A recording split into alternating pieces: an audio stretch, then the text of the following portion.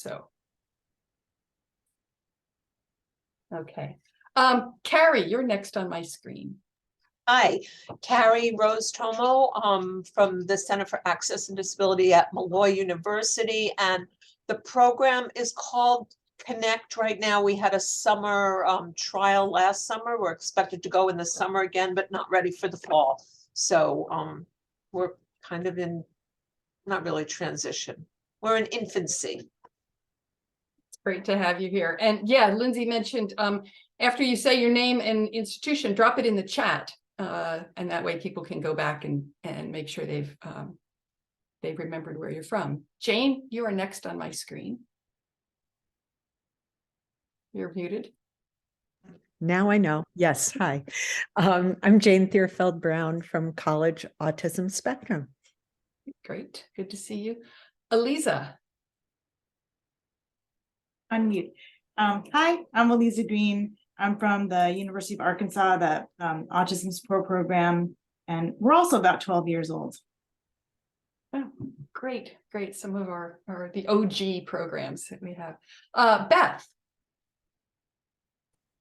Hi, everyone. My name is Beth. I'm at Santa Fe College in Gainesville, Florida, and it's a state college, mostly a 2-year school. And the program is called Spectrum of Success. I joined here in November. The program has existed, but I'm kind of building it again, so to speak. Great. Well, we're here to help. Mary.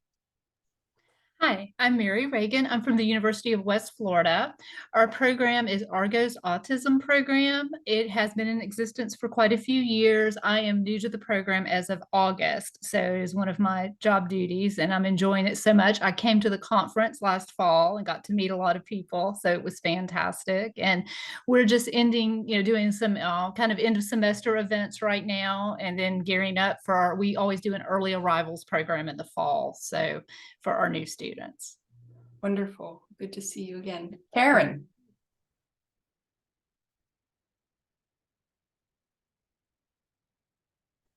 I'm sorry, I'm just learning how to use Zoom after 3 years of this. So my name is Karen Cranes Edison, and I am from The Ohio State University. I'm the program manager for ACE, the Autism College Experience, and we've been in existence for 6 years.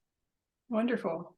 Karen, are you heading out to play softball after this meeting? You would think. Today is my my low-key day. This was my only professional meeting that I had to be in front of a camera, and I knew you would all understand. Totally. It's the end of the semester. I know you all understand. Well, you look fab. Carolyn. Hi, I'm Carolyn Blondin. I'm calling in from University of Tennessee in Knoxville. And I run the post-secondary autism support service program there. Can't even remember how many years we've been, because for a while it was just like 1 or 2 students. So I would say that in the last 3 years we've seen a lot of growth. Relatively, so I think we're at 10 or 11 students now. Great. It's good to see you, Carolyn. Yeah. Jennifer, representing the Great Plains.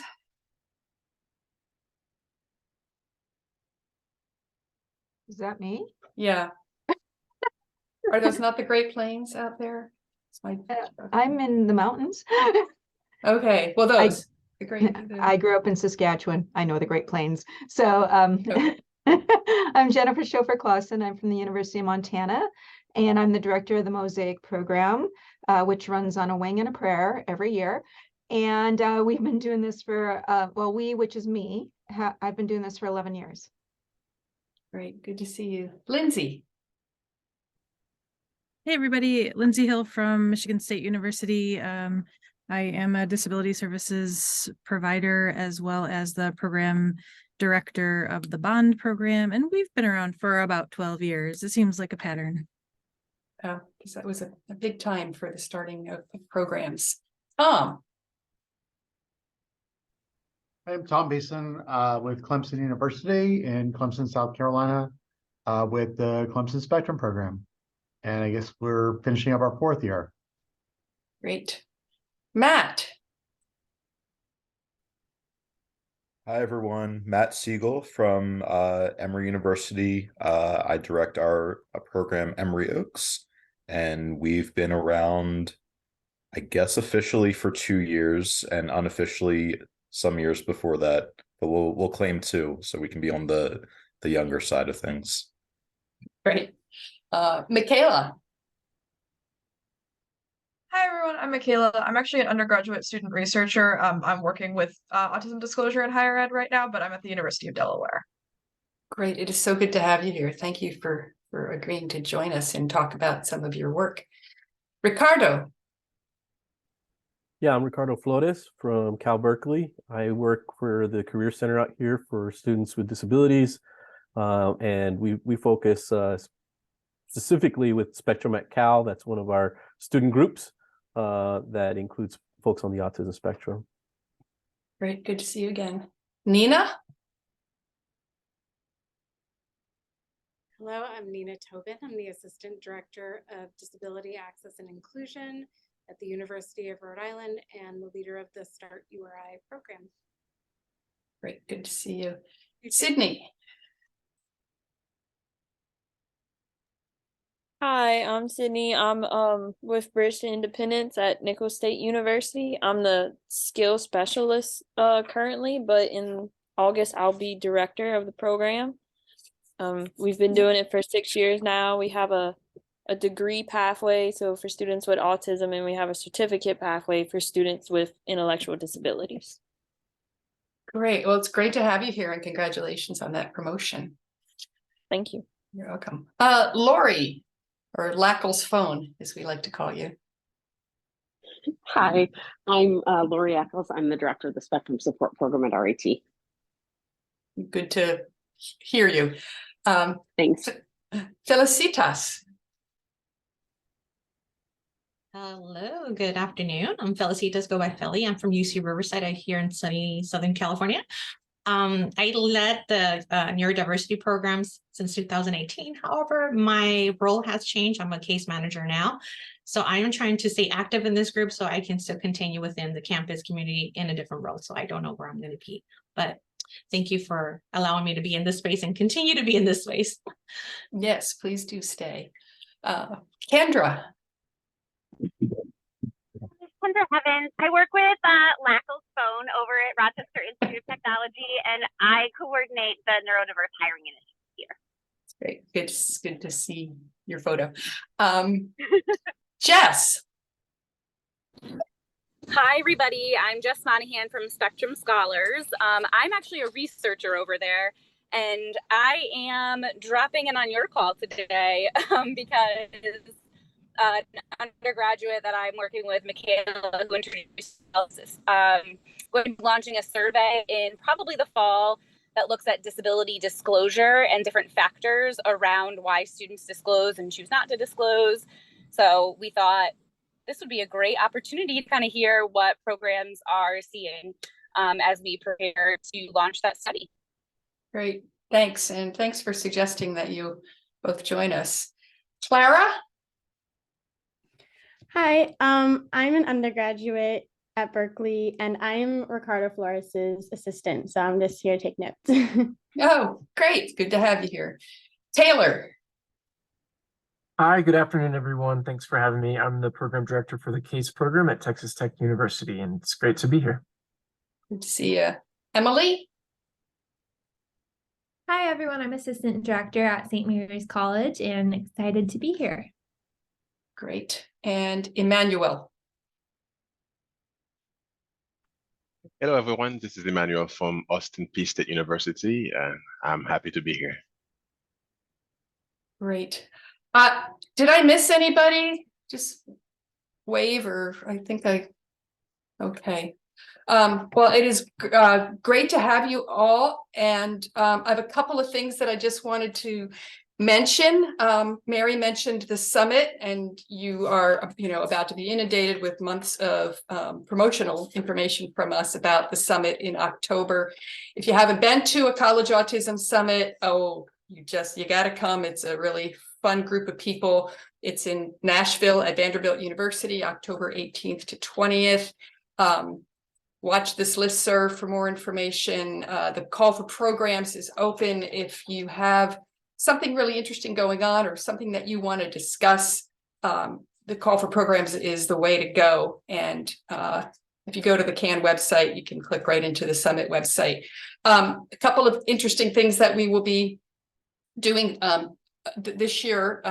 One is that we are really trying to grow our student engagement experience. And so we are looking for you all, the professionals who attend, to bring a student. And John Caldora and Helen Rotier are working on kind of a special curriculum, pre-conference advocacy and networking opportunity for them.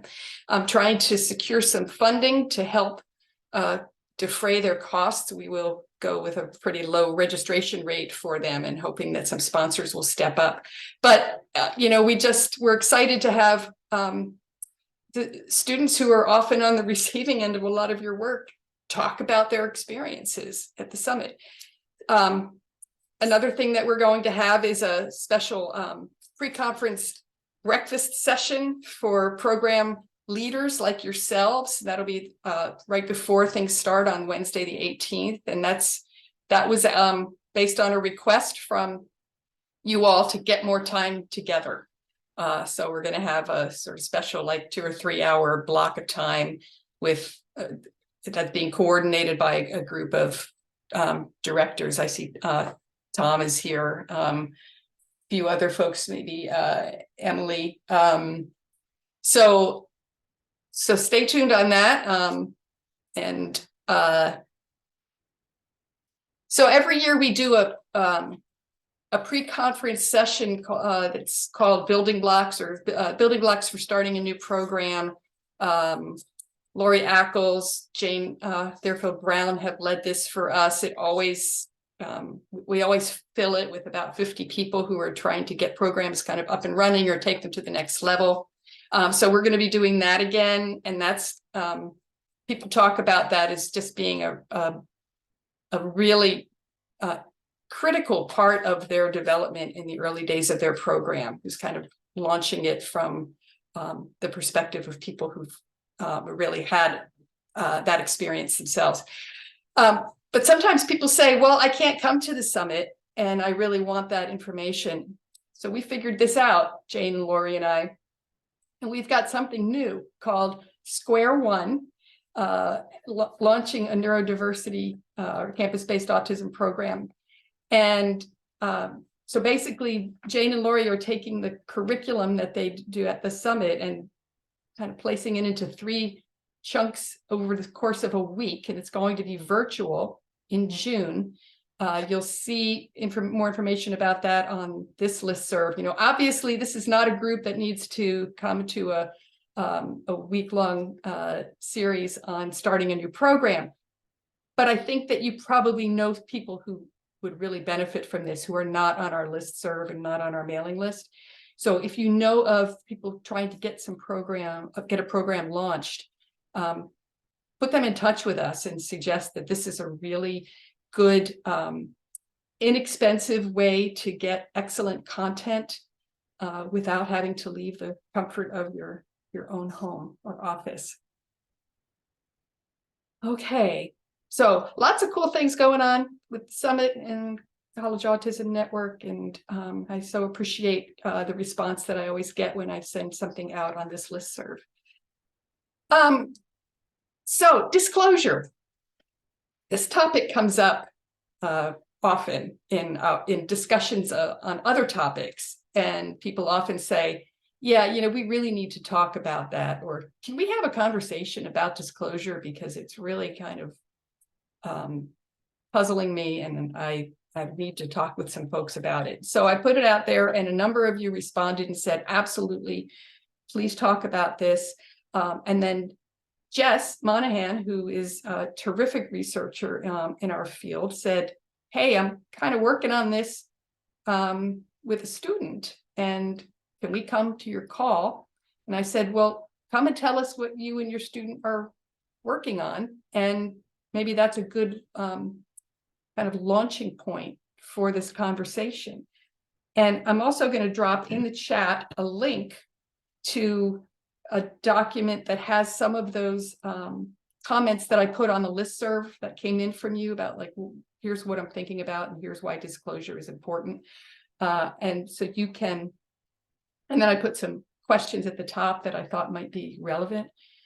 But I need to stop talking, so I'm going to turn this over to Michaela and Jess to just, you want to get us started and talk a little bit about your own thinking and wrestling with this. Yeah, definitely. And Michaela, you know, jump in if I misspeak or if there's something you want to add or anything like that. But essentially, we're at the pretty beginning stages of the work.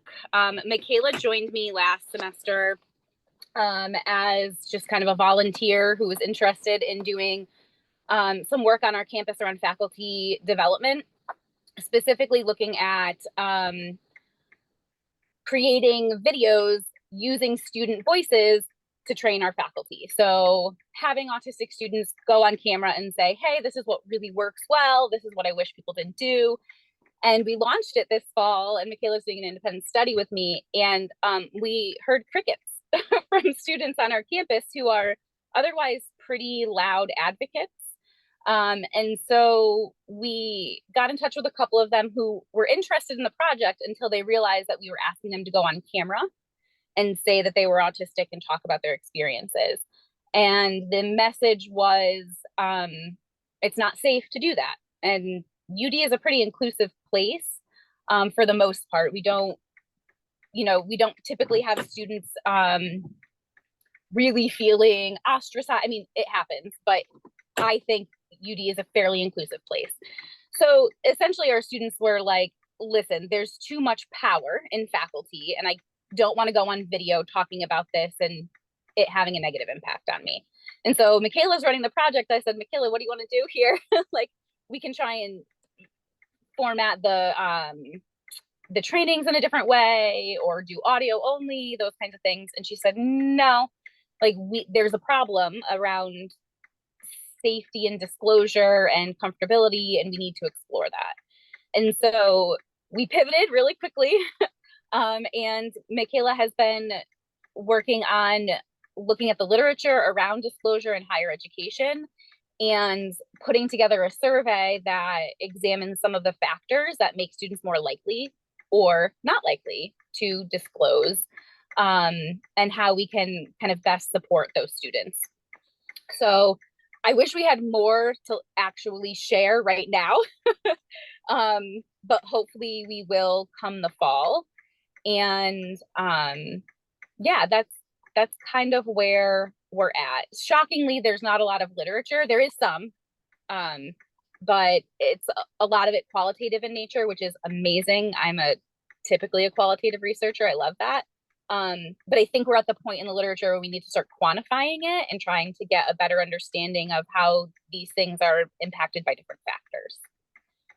I don't know if you want to add anything, Michaela. Yeah, so everything just said, we were working on a different project and we sort of stumbled into like, this is an issue and this is something we really need to dig into. And so a couple lessons that I've learned from the literature so far is one, like also qualitative research of autistic student experiences in higher ed. Disclosure does often come up, but it's never been like truly focused on in the work. And also like disability disclosure work in higher ed more broadly in the research tends to focus on disclosure for the purpose of receiving accommodations, which is certainly one type of disclosure. But like the type of disclosure we were asking for our original project and all the types of disclosure that autistic students go through in higher ed is much more than just receiving accommodations. And then something else that we've also found in the literature is qualitative research that interviews both autistic students and like disability support staff finds that staff feel much more strongly about disclosing and the benefits of it, while students are much more anxious about like the consequences of disclosure. And so that's a discrepancy we've been seeing a lot in the literature. So that's what we found so far. But as Jess said, we're at the very, very beginning of our work. So I wish I could be like, well, here's everything we found, but maybe next year. You can come back. Jess and Michaela, thank you for that. So, and I'm seeing some comments in the chat, but would anyone like to just share some of their thoughts? I see Jane's hand is raised. I'm so glad, Michaela, that you and Jess are looking at this. It's been an issue for years, and I agree there's very little quantitative. And I think it's always hard to do quantitative when it's around people's opinions of disclosing. There's some excellent writings that I want to make sure that you're aware of that may not come up in your searches. And it's from AANE, which is the Autism Asperger's Association of New England. It's aane.org. And if you put in a search AANE disclosure, about 10 or 12 articles come up. They did a conference on disclosure that's recorded, and it's online, and there's panels, and it was excellent. There's even one article on disclosure in college students. So, but I'm not sure, because it's an agency, none of this is published outside of their site. So I'm not sure if it would come up in your literature searches. It's such an individual thing. And what I've found through just nothing researched, but just asking hundreds and hundreds of students over the years, a lot of students are especially afraid to disclose because they think people will think they're one of those autistics, to which I always say, oh, you mean like my son? Because my son is very symptomatically autistic. He's nonverbal and intellectually disabled. But I think, there's always, we've talked for decades about the hierarchy of disability. And there is a hierarchy, and people who are more symptomatic in their disability are lower on the hierarchy. And I think people are afraid of what will be thought of them. It's also, a lot of times it's the result of bullying. And so many of our students have been bullied through their K-12 experience that, so I think a lot of that is so hard to quantify, especially if people don't want to talk about it. But I'm not sure how we get further in this discussion without individuals talking about their experience. I think that's such a great point, and also the beauty of an anonymous survey, right? And then there's statistical things that we can do to look at, like correlations and predictiveness of different factors and stuff like that. So you're right, because I mean, those discussions are really hard, which can make the qualitative research kind of tricky to do. So hopefully the anonymity of a survey and the fact that, there's an autistic student and a neurodivergent researcher developing it might also, we're hoping, encourage students to feel comfortable that like we're out doing the right things and we're not those kinds of researchers, because researchers also can get a bad rap, But I'm nodding my head, Jess, and of course I'm now realizing you're on the phone, so of course you can't see my head nodding. I'm sorry. Yes, you're okay, Jane. I know I'm sure you're over there nodding. I very much agree. So. Thanks, Jane. Interesting points. Sally, you've posted in here, many parents tell their children to not disclose. Talk a bit about that. I think probably all of you have parents, complicated parent relations in your program. And when we interview students, when they're applying, we always ask them to talk about their autism and how does autism impact you, just to get a feel for if they, because there are some parents I've talked to that said, you are not to use the word autism or Asperger's around my child. And I'm like, okay, no, that is going to come up. And then we ask the students, like, how does it impact you? And, we don't use this as the basis, but have you ever told anybody? And how do you feel about disclosing?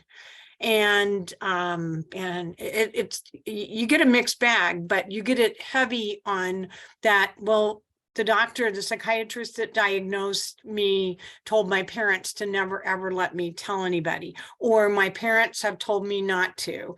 And then, you know, are they disclosing for employment purposes, or are they disclosing just to their classmates? We make the students, it's a condition of our program, they waive their FERPA so that, you know, I can, as you know, as the person in the college supports program, talk to their faculty, but that it's really, we see it as an important part of their understanding and their growth to understand kind of who they are and, you know, what is it that they could share about who they are and what perhaps accommodations they might need, or how it is they would just want to convey that they do have autism. Thanks, Sally.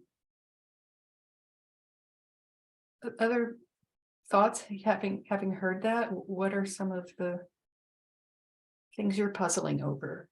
Lee, I guess one thing I'm wondering is, yeah, I seem to kind of have the sense anecdotally that students who are diagnosed later are perhaps more comfortable disclosing because it maybe has answered questions for them and they've formed an identity, and then autism becomes, you know, part of that identity. But I don't know, maybe I'm wrong. It seems like the students that I work with who were diagnosed at a very early age have internalized a lot of negative associations with you know, the autism diagnosis that maybe aren't in place for some of the later diagnosed students. But that may just be my experience. That may not be representative.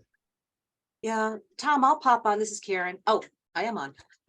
I see the same thing. And one of my students articulated that he had always been that kid in the classroom. And then when he was in elementary and middle and high school, you know, because he had some behavior challenges, he had worked through most of them.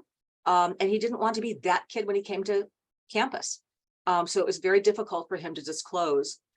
Whereas, you know, some of the others that I work with have late diagnoses, and they've accepted now that they can look back and reflect that, oh, I did that because I'm autistic. And again, I think it's how do we help the students understand that, you know, whether it was an early diagnosis or a late diagnosis, it's still part of them that makes them unique and wonderful, and, you know, gives them this talents and skills and abilities, you know, that they have.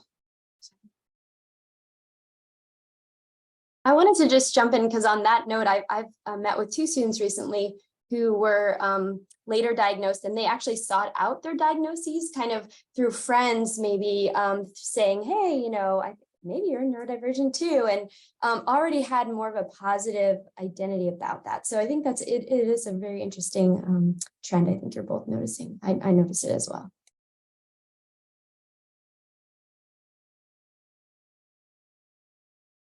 Yeah, I'm trying to keep up with the chat, and you know, these are great comments. Nina, do you want to expand on this? Sure. Actually, a couple of years ago, I had worked on a project with the Ad Council on educating parents around disclosure language, particular to autism. And a lot of what we found around probably 8 years ago was that students or individuals who had a positive home environment and were not in a position of like constant redirection, or were presented with information that was empowering or connection with community through social groups or parent groups where other, you know, peers got together and had some affirmation, those students felt very positive about their diagnosis, or at least comfortable self-disclosing, self-advocating, because they had good solid language.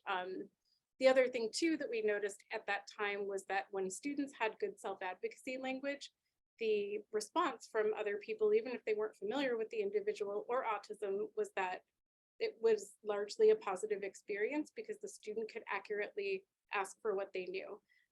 An interesting issue with this was around the Superflex movement with Michelle Garcia Winner. because students were developing language to self-advocate and say, like, I have a rock brain or I have this, but nobody knew what that meant if they weren't in the autism world. So it wasn't transferable vocabulary. So accurate language, scientific language, empowerment, balance, those were things that would yield positive self-perception, but also diagnostic perception.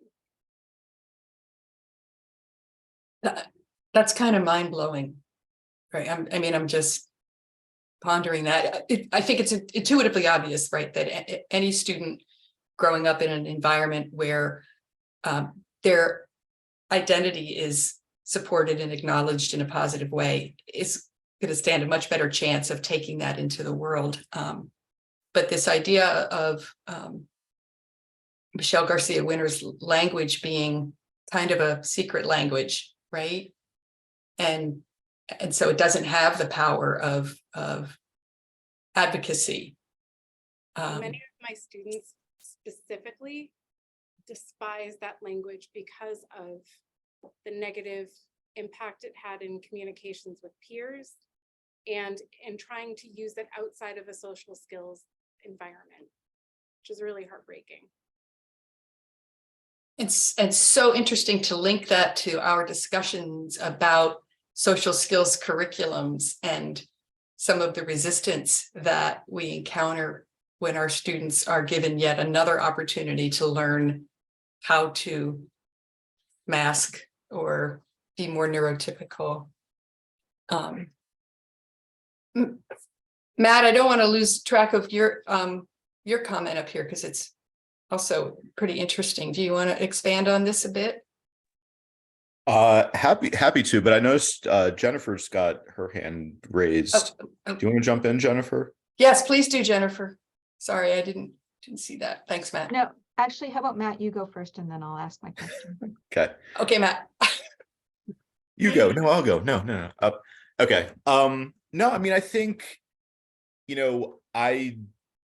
as probably I'm sure lots of us been involved in this conversation and thinking about this for such a long time. And I've always, from where I sit in the conversation, been sort of like a pro-disclosure person. And I tend to think about and see the benefits and the positive outcomes that can come from it in terms of access to what you need to feel safe and included and so on. And over the years, as I'm guessing many of the rest of y'all have too, gotten just slammed with pushback of all sorts with that.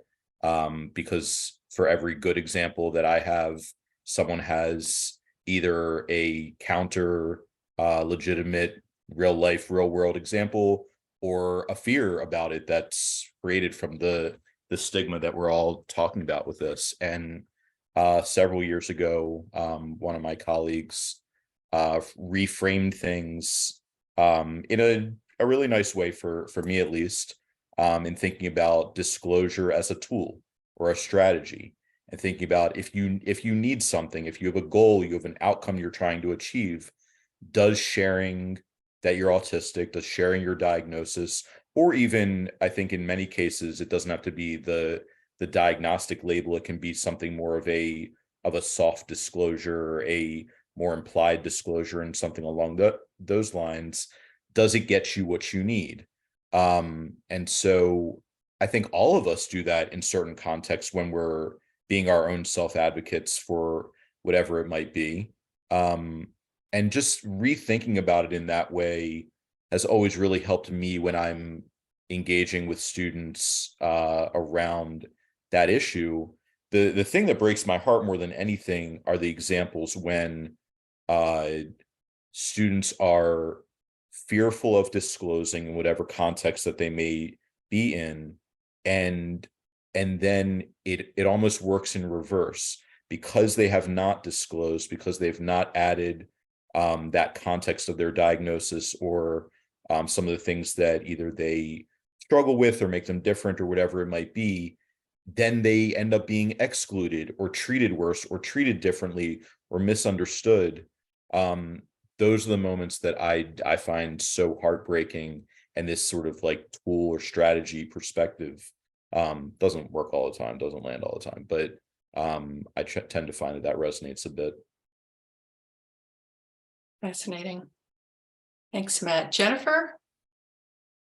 Yeah, actually, Matt, this goes right off of what you were saying is, you know, so I started, first of all, I struggle with Montana because we're so rural that there's hardly a sense of community around autism. And, you know, like, and then the people with autism struggle because there's no sense of community. And that's one thing I'm wondering about your research is if you're going to look at some rural factors in there, right? And but the other thing is that, so I'm coming at it from another way now, where I am actually every semester doing a training on how to make your spaces neurodiverse inclusive. And if you take my training, you get a sticker to put on your door that says, I support neurodiverse inclusion. And so people can be identified as neurodiverse friendly. However, here's what's so hard for me. And it's because of my experiences on this campus is I can't disclose my neurodiversity when I'm doing these trainings because I've been treated so badly on campus because of it. And so, and then actually at one point, our dean of students said to me, do you really believe your learners with autism should be on this campus? She has since been fired, but rightfully so. It wasn't over that, but it crushed me. Like it took me a year to recover from that because I'm such an empath and I feel so strongly about this population. Well, thank you for sharing that. On behalf of my fellow deans of students, which is the role that I used to have, darn it, you know, like I think that there are still plenty of student affairs professionals who see only the challenges and none of the possibilities, which is, you know, a big part of what led me into this work. So yes, Jennifer, so sorry to hear that. I want to, I'm looking at Felicitas and Nina's comments about tokenism and how that kind of connects with what Matt said about context. Context matters. Felicitas, can you talk a little bit more about what you mean by students feeling tokenized and how that has shut them down? Well, what happens here at our campus, obviously, there's a lot of push for supporting autism, but I think we look at it more like, let's help the little guys, right? The little ones and the, you know, K through 12, and there isn't much support for higher ed. So what happens on our campus is a lot of these students-led organizations are more about helping those instead of helping their peers. So when there is opportunities to maybe do a conference or presentation, these are when these students are, you know, the students are actually invited. And so at this point, it's like, oh, you do identify as autistic. How about you talk about how that's impacted you? And some are like, well, this is the only time I'm invited in this space. And so they just goes like, I would like to be part of all these organizations. However, I'm only invited when, you know, this month, autism awareness, but then they forget how I contribute, right? So this is the unfortunate part. And it really hurts my heart, to be honest. Even as you can hear my voice, I'm like, it just irks me because there's so much work to be done in higher ed. And as much as we tried as, you know, staff members to provide that space, it's like, it's really student-led. So what can we do with our student population to be very inclusive, right? Because we're not there yet. So this is the part where it's like it's obviously it's great to have awareness and have students lead, but you know, it's a fine line. It's like, when do you know when it's really contributing, or when do we really know if it's being tokenized, right? So that makes it really difficult. And, you know, maybe you all have some sort of feedback as to how we can help our students so they feel comfortable with participation, right? Because I think that's where we might be hurting. We don't get much participation from our students.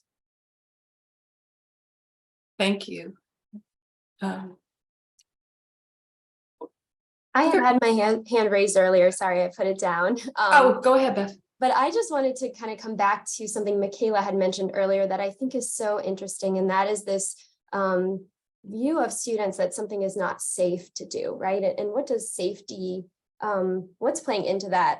For me, I'm thinking kind of ableism and ableist structures and the possible responses that students have had in the past when experiencing trying to disclose. You know, I'm just sort of I'm sort of thinking about that. And I had, this is sort of a looser connection, but I had put in the chat a really interesting article on in Disability Studies Quarterly that came out on self-advocacy, and students really discussed lots of things within that, but that they felt like there was this expected right way to be disabled. And I don't know exactly if this extends mirroring autistic students' experiences, but that they could disclose or they could advocate, but only in a certain way that felt safe to do that. So it's even more nuanced, I think, than just and maybe what do we mean by disclosure? What does that look like? And when, and Michaela, you were highlighting that earlier, it's not just to disability services, it's so many different, it can mean so many different things in so many different contexts. So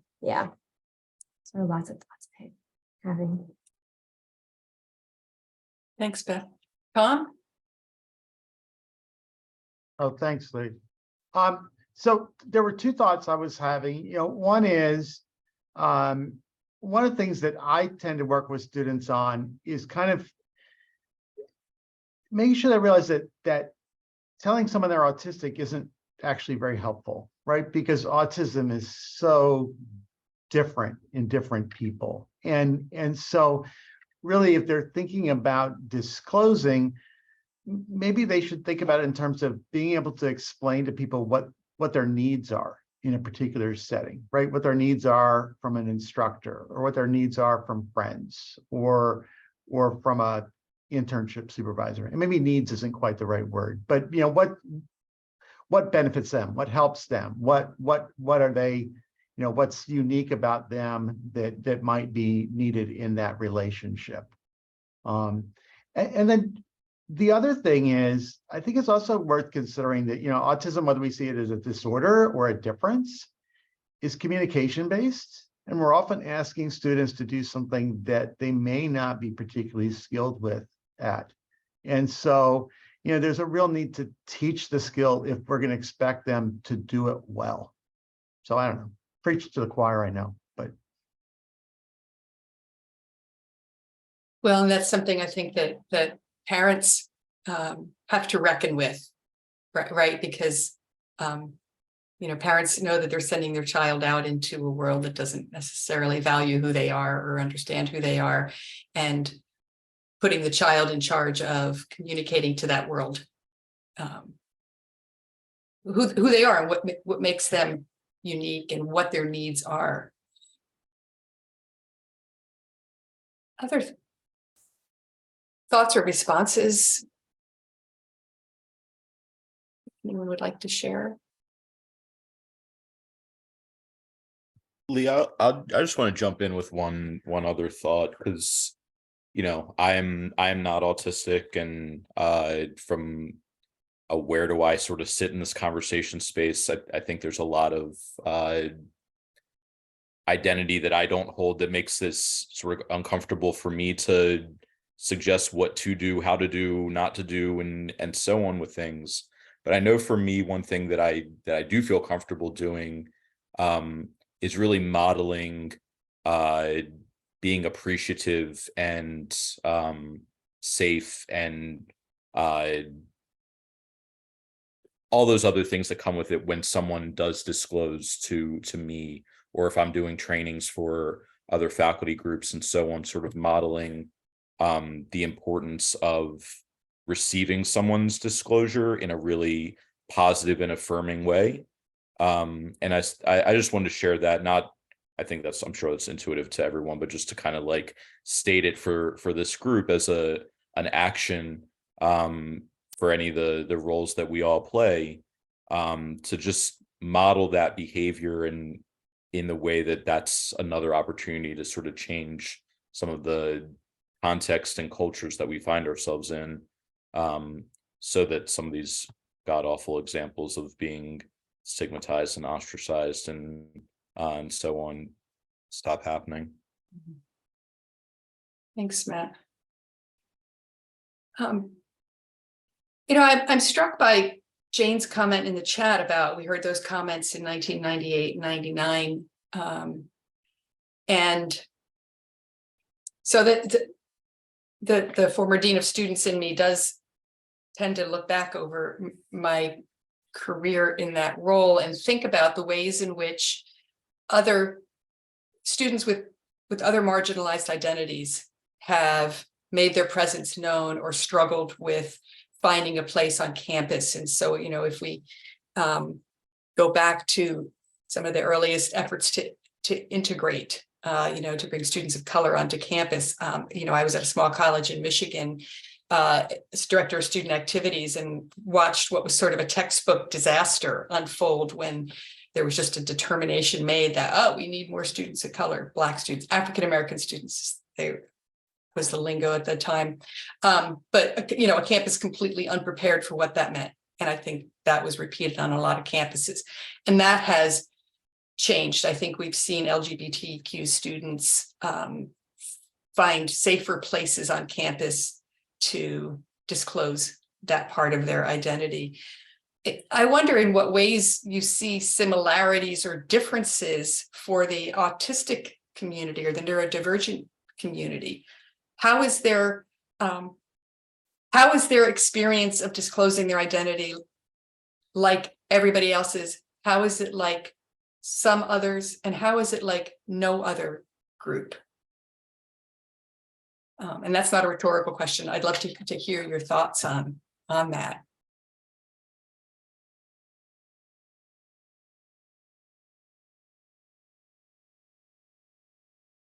Lee, as one of the older people in the group, I guess, is that a good way to put it? Or is that a democratic way to put it?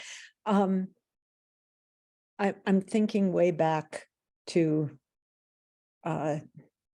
79, 80 in disability, 1979, 1980. I know it's before many of you were born. And Nina and I was at University of Rhode Island at the time, and the disability services, and that's so long ago that I was called the handicapped services specialist. That's how old I am.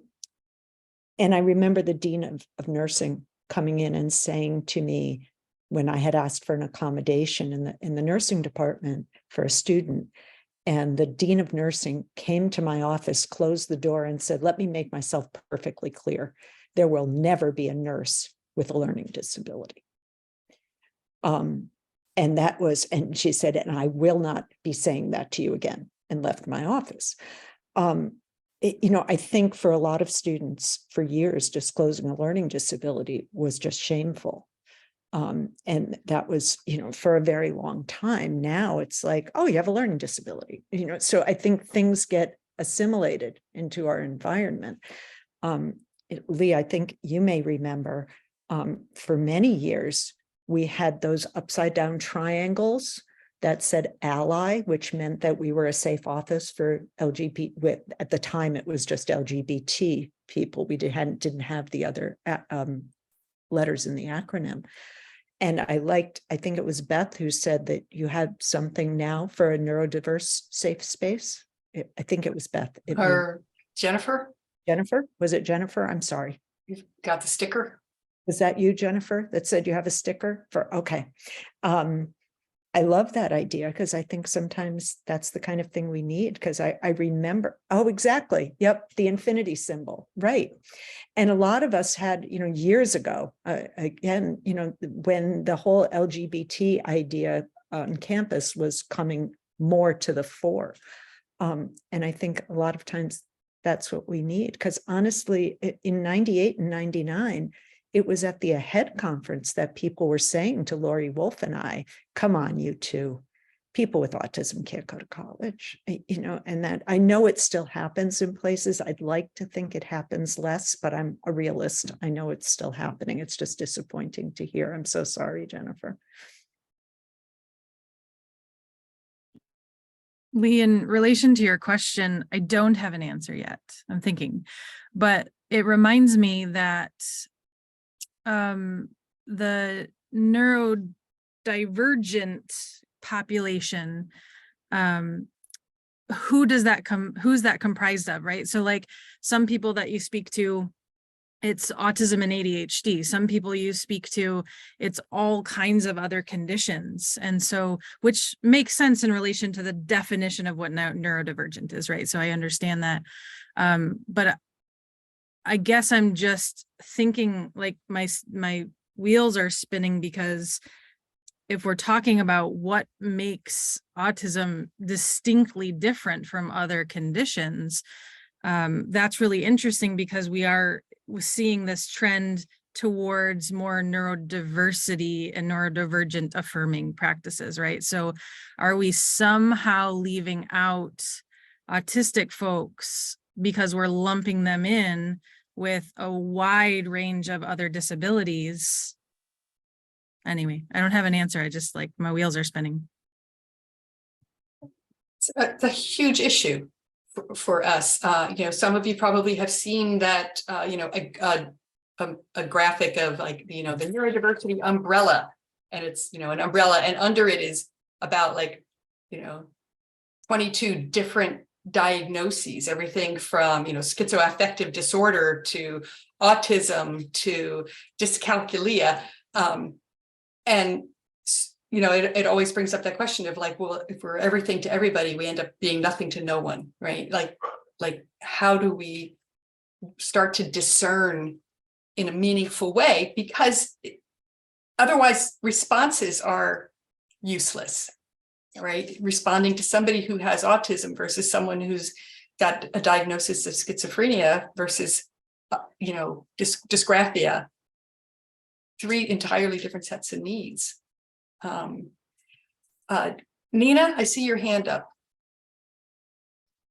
So in a recent neurodiversity event that we held here on campus, the way that many of my students frame use of the term neurodiversity is that it gives them choice and agency and flexibility to not have to diagnose or disclose something specifically to faculty, right? Like I can acknowledge that I have, a neurodiverse profile without having to then slog through your personal perception of what that diagnosis means.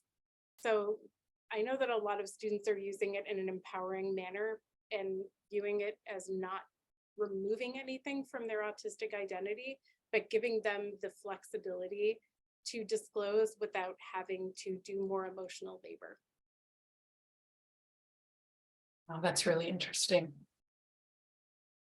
And there is considerable labor, right? Especially in trying to educate others. I'm noticing Emmanuel's comments here.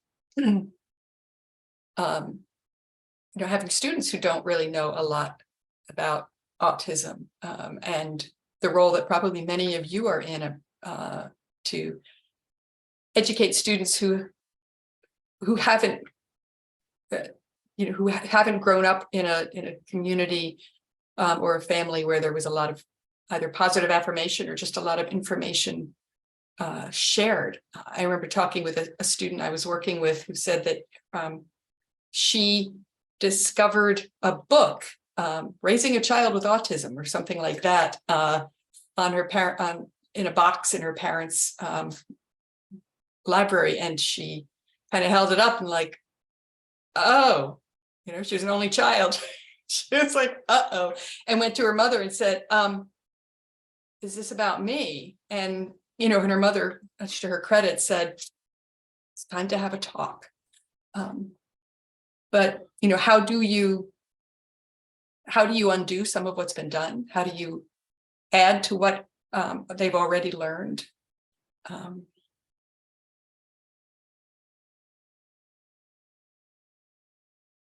I'm watching these messages, and I'm also looking at the clock, and I'm thinking that we are out at the top of the hour.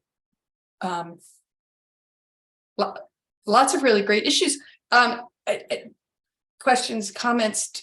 Is this a conversation that you'd like to continue in a subsequent month if I schedule us again? Do you feel like is there enough here? Do you want to continue this conversation for another session?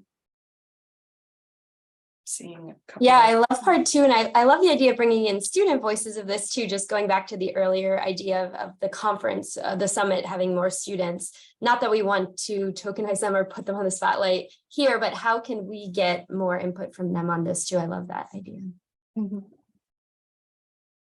So you can maybe give some thought to, is there a student that you might be willing to invite who might enjoy this conversation as well, or even to just have conversations with your own students and bring some of what you hear back to this group. You know, this is an opportunity to ask some questions, and, you know, learn ourselves. Yeah, so I will wrap us up because I know people do have to get on with their lives. But thank you all for such candor and thoughtfulness and the empathy and compassion that you all bring to your work. I know you bring to this group as well. So that is an awesome thing. I hope that it's gotten you even more excited for the summit in October, where you can have this conversation late into the night, sitting at a bar with a local craft beer in front of you, loud music playing in the background. So watch for an email from me, and I'll schedule this again. If I'm assuming that this is a good time, so I'll stick with the 4 o'clock on Wednesday for the next one. And I know it's a crazy time of year, but maybe you can sneak away and spend some time with one another.